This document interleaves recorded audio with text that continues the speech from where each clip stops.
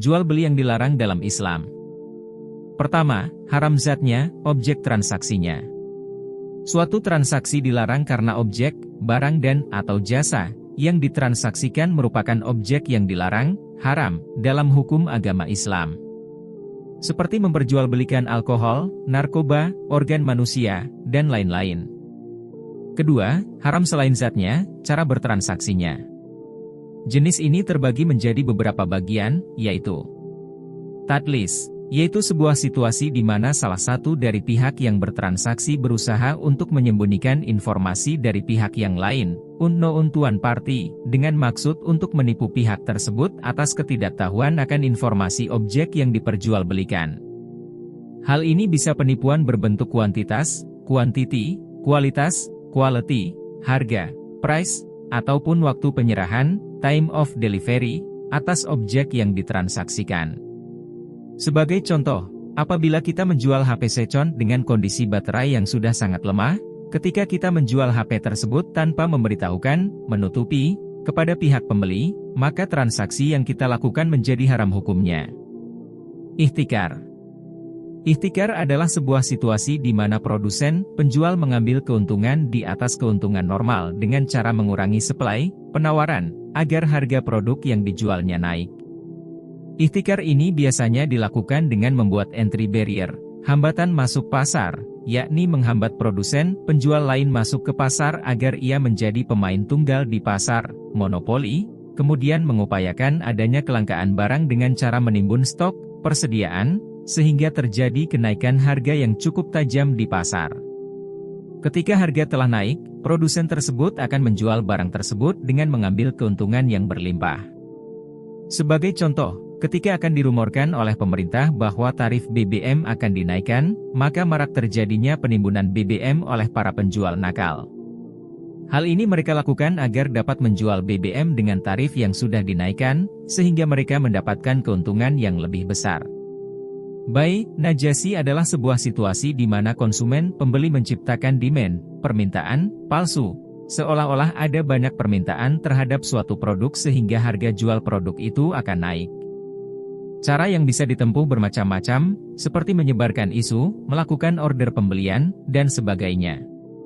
Ketika harga telah naik maka yang bersangkutan akan melakukan aksi ambil untung dengan melepas kembali barang yang sudah dibeli, sehingga akan mendapatkan keuntungan yang besar. Sebagai contoh, ini sangat rentan terjadi ketika pelelangan suatu barang. Biasanya yang mengadakan pelelangan bekerja sama dengan beberapa peserta pelelangan di mana mereka bertugas untuk berpura-pura melakukan penawaran terhadap barang yang dilelang, dengan kata lain untuk menaikkan harga barang yang dilelang tersebut. Tagrir, garar, yaitu menurut mazhab Imam Syafi'i seperti dalam kitab Kalyubi wa Umairah, Al-gararu mantawats anna aibatuhu aw ma'tarod dada baina amroini aglabuhuma wa ahwafuhuma. Artinya, garar itu adalah apa-apa yang akibatnya tersembunyi dalam pandangan kita dan akibat yang paling mungkin muncul adalah yang paling kita takuti. Secara umum, bentuk garar dapat dibagi menjadi 4. Pertama, garar dalam kuantitas. Misalnya seorang petani tembakau sudah membuat kesepakatan jual beli dengan pabrik rokok atas tembakau yang bahkan belum panen. Pada kasus ini, pada kedua belah pihak baik petani tembakau maupun pabrik rokok mengalami ketidakpastian mengenai berapa pastinya jumlah tembakau yang akan panen. Sehingga terdapat garar atas barang yang ditransaksikan. Kedua, garar dalam kualitas. Misalnya seorang pembeli sudah membuat kesepakatan untuk membeli anak kambing yang masih berada di dalam kandungan.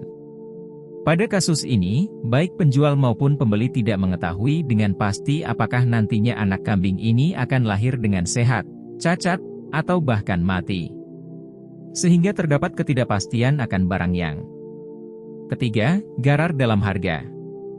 Misalnya Tuan A menjual motornya kepada Tuan B dengan harga 8 juta rupiah jika dibayar lunas dan 10 juta rupiah jika dicicil selama 10 bulan. Pada kasus ini, tidak ada kejelasan mengenai harga mana yang dipakai. Bagaimana jika Tuan B dapat melunasi motornya dalam waktu kurang dari 10 bulan? Harga mana yang akan dipakai? Hal inilah yang menjadi suatu ketidakpastian dalam transaksi. 4. Garar menyangkut waktu penyerahan. Misalnya Basti sudah lama menginginkan handphone milik Miro. Handphone tersebut bernilai 4 juta rupiah di pasaran. Suatu saat, handphone tersebut hilang. Miro menawarkan Basti untuk membeli handphone tersebut seharga Rp1.500.000 dan barang akan segera diserahkan begitu ditemukan. Dalam kasus ini, tidak ada kepastian mengenai kapan handphone tersebut akan ditemukan, dan bahkan mungkin tidak akan ditemukan. Hal ini menimbulkan garar dalam waktu penyerahan barang transaksi.